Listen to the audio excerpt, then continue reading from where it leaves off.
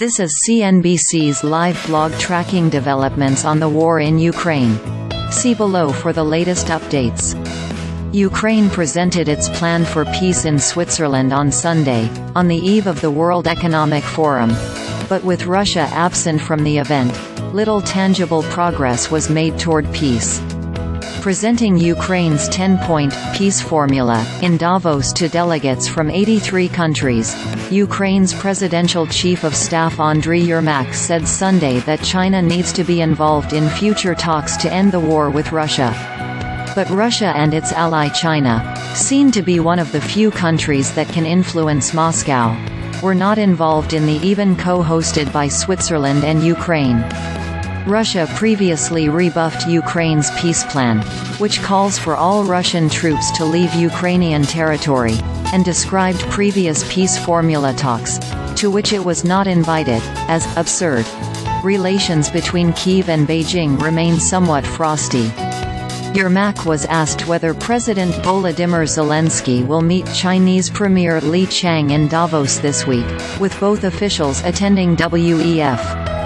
Yermak told a news briefing, "Let's see," adding he had not seen the Ukrainian president's final agenda, Reuters reported. The wars in Ukraine and the Middle East will cast a long shadow over the World Economic Forum this week. Global business and political leaders and officials are expected to discuss the war in Ukraine as it approaches its second anniversary and a resolution seems far off. The wars in Ukraine and the Middle East are set to cast a long shadow over the World Economic Forum in Davos, Switzerland, this week.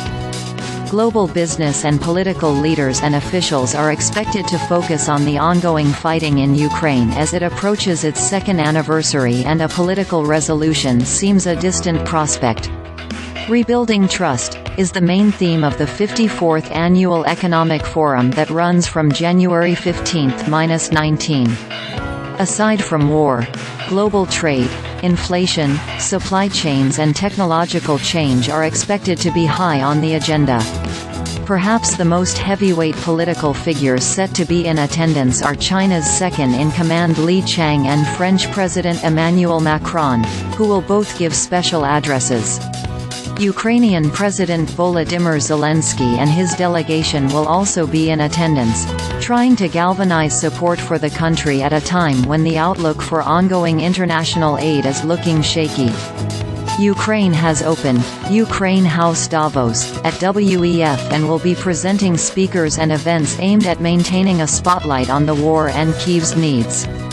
The United Nations and its partners on Monday appealed for a combined $4.2 billion from donors to support war-ravaged communities in Ukraine as well as Ukrainian refugees in 2024.